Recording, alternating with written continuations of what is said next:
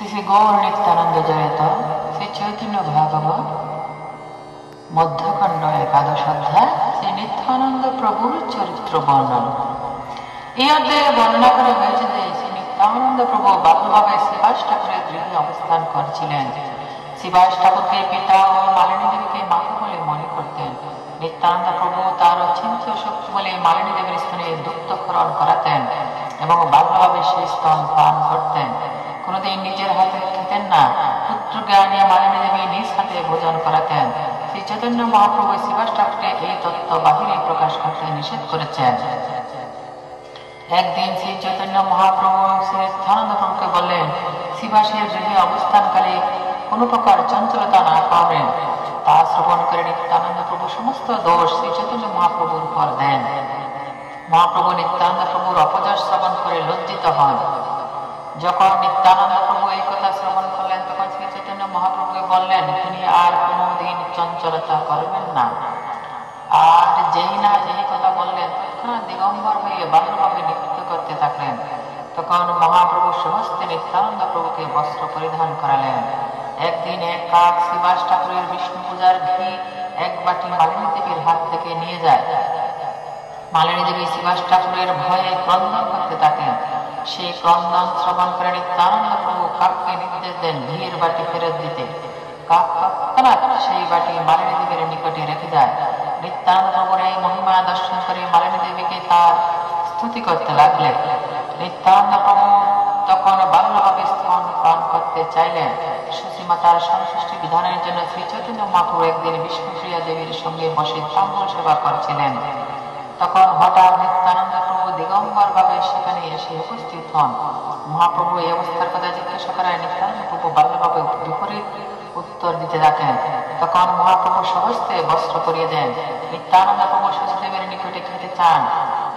শশীমাতা 5টি ক্ষীরের সন্দেশ দেন। একটি সন্দেশকে বাকি 4টি ছুঁড়ে ফেলেন এবং আবার চান। তখন শশীদেবী ঘরে ঢুকে দেখেন সে 4টি সন্দেশ, তিনি তা নিয়ে বের হন। দেখেন নিত্যানন্দ একটি সন্দেশ খাচ্ছেন। এই ভাব দর্শন করে শশীমাতার নিত্যানন্দকে ঈশ্বর জ্ঞান করতে লাগলেন। তখন নিত্যানন্দ প্রভু শশীমাতার চরণ ধরে গেলেন। শশীমাতা পালিয়ে গেলেন। নিত্যানন্দ প্রভুর এই অবাধ চরিত্র সুকৃতিকারীর কল্যাণকারী কিন্তু দুষ্কৃতিকারীর পক্ষে ক্ষতিকারক।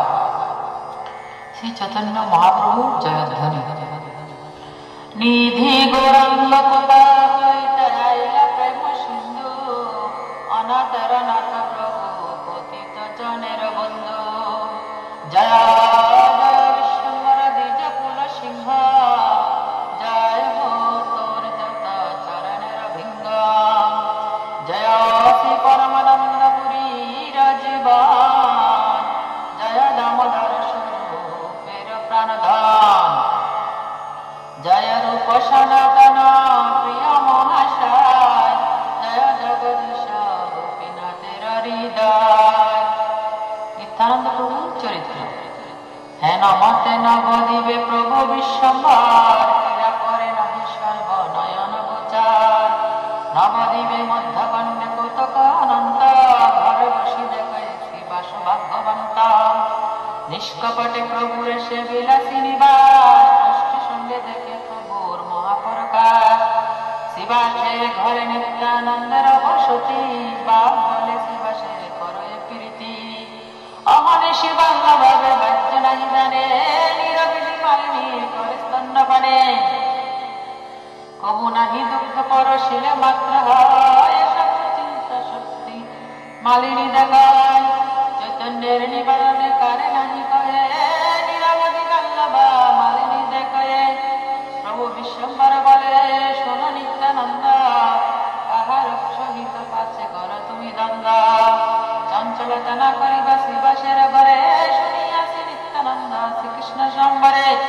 আমার চঞ্চল্য তুমি কবু না পাইবা, আপনার মত তুমি কারে না বাসিবা। বিশ্বম্বর বলে, আমি তোমা ভালো জানি। নিত্যানন্দ বলে, দোষ কহ দেখে শুনি।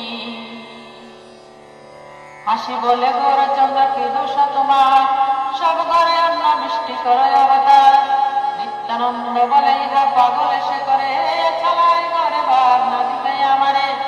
আমারে না দিয়া ভাগ তুমি সুখে খাও।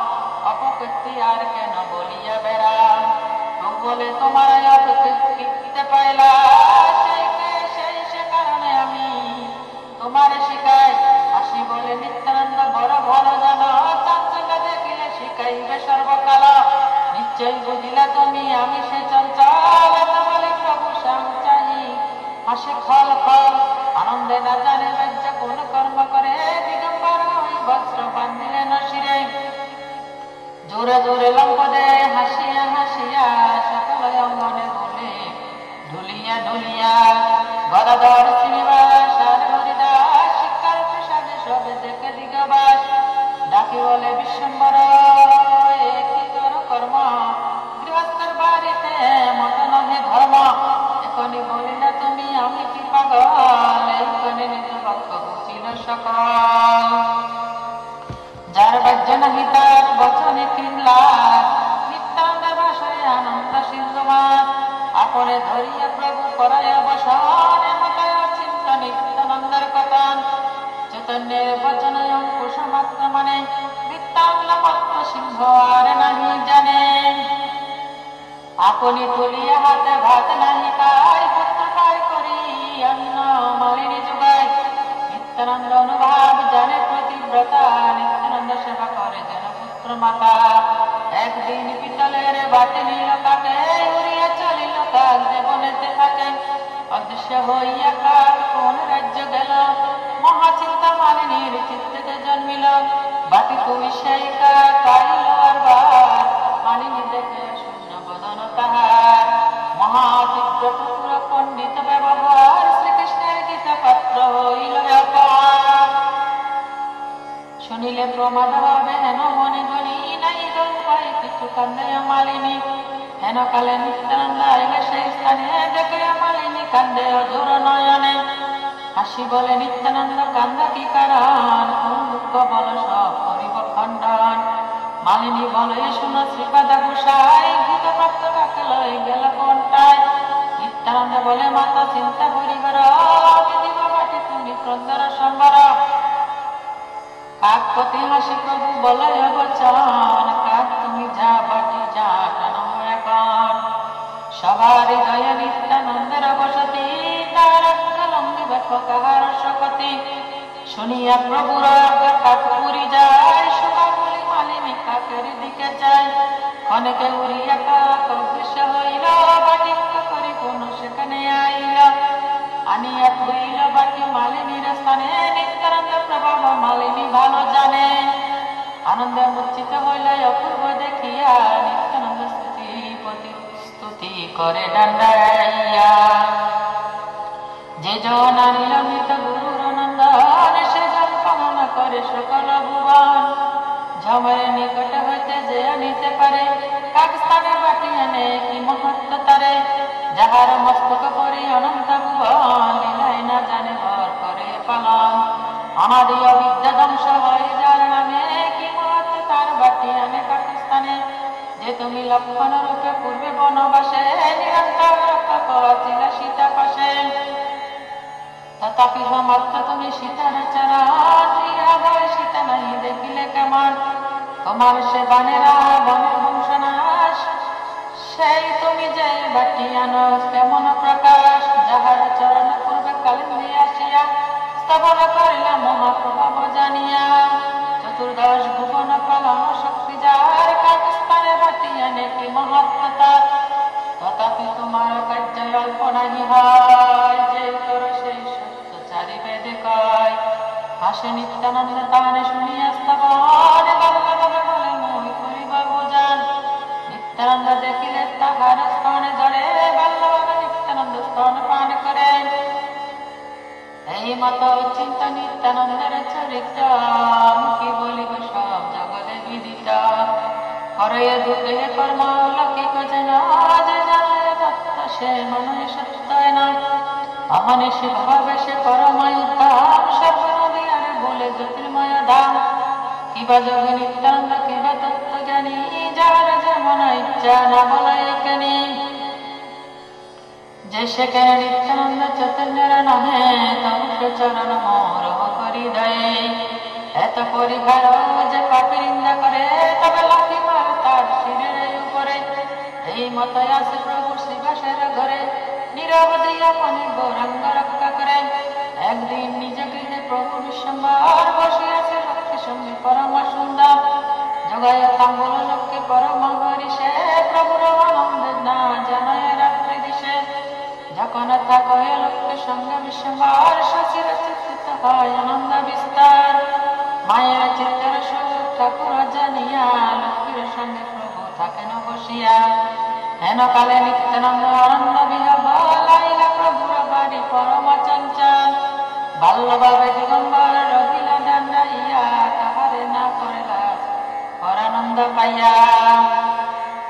প্রভু বলে নিত্যানন্দ কেন দিগম্বর, নিত্যানন্দ হয় হয় করে উত্তর। প্রভু বলে নিত্যানন্দ করব অবসর, নিত্যানন্দ বলে আজি আমার গমন।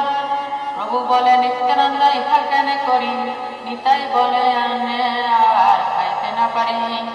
প্রভু বলে এক কহি কহ কেন আর, নিতাই বলে না আমি গেনু 10 বার। বুদ্ধ ভাইয়া বলে প্রভু মোর দোষ নাই, নিত্যানন্দ বলে প্রভু এতে নাহি আই। প্রভু বলে কৃপা করি করব বসন, নিত্যানন্দ বলে আমি করব করিব ভোজন। চৈতন্য অবশ্যে মত্ত নিত্যানন্দ রায়, শুনে আর বলে হাসিয়া বেড়ায়। আপনি উঠিয়া প্রভু করায় অবসান, বাচ্য নাহি আছে পদ্মাবতীর নন্দন। নিত্যানন্দ চরিত্র দেখিয়া হাসে, বিশ্বরূপ পুত্র না মনে মনে বাসে। সেই মত বচন শুনয় সবকে, মাঝে মাঝে সেই রূপাই মাত্র দেখে। কাহারে না কহে আয় পুত্র স্নেহ করে, সমস্নেহ করে নিত্যানন্দ বিশ্বম্বরে। বাহ্য পায় নিত্যানন্দ করিলা বসন, সন্দেহ দিল নাই করিতে বুঝান। আই স্থানে পঞ্চকীর সন্দেশ পাইয়া, এক খায় আয় স্থানে পেলে চড়াইয়া। হাই হাই বলে আয় কেনে বলাইলা, নিত্যানন্দ বলে কেনে এক খাই দিলা। আই বলে আর নাহি তবে কি খাইবা, নিত্যানন্দ বলে যাহ অবশ্য পাইবা। ঘরের ভিতরে আয় অপূর্ব দেখে, চারি সন্দেশ দেখে পরে থেকে। আই বলে সন্দেশ কোথায় পড়িল, ঘরের ভিতরে কোন প্রকারে আইল। ধুলা গুচাইলা সেই সন্দেশ লইয়া, হরিষে আইলা তাই অপূর্ব দেখিয়া। হাসি দেখে নিত্যানন্দ সেই লাড্ডু খায়, বলে বাপ বিহা পাইলা কোথায়। নিত্যানন্দ বলে যা চড়াইয়া ফেলিল, তোর দুঃখ দেখি তাই চাহিয়া আনিল। অদ্ভুত দেখিয়া মনে মনে গড়ে, নিত্যানন্দ মহিমা না জানে কোন জানে। আই বলে নিত্যানন্দ কেন মোরে ভাব, জানি না ঈশ্বরে তুমি মোরে মায়া ছায়। বাল্যভাবে নিত্যানন্দ আইর চরণ, ধরিবারে যায় আয় করে পলায়ন। এই মত নিত্যানন্দ অগাধ চরিত্র অগাধ, সুকৃতির ভালো দুষ্কৃতির কার্যবাদ। নিত্যানন্দ নিন্দা করে যে পাপিষ্ঠ জন, গঙ্গ তাহারে দেখি করে পলায়ন। বৈষ্ণবের অধীরা সনন্ত ঈশ্বর, নিত্যানন্দ মহাপ্রভু শেষ মহিধর। যেতে কেনে নিত্যানন্দ চৈতন্যের নামে, তবু সে চন্দ্রধন হৃদয়ে। বৈষ্ণবের পায়ে মোর এই মনস্কার, মোর প্রভু নিত্যানন্দ বলরাম। শ্রীকৃষ্ণ চৈতন্য নিত্যানন্দ চন্দ জান, বৃন্দাবন দাস কছু পদ যোগে গান। শ্রী চৈতন্য ভাগবতী মধ্যখণ্ডে শ্রী নিত্যানন্দ চরিত বর্ণনাম নামক 11 অধ্যায়।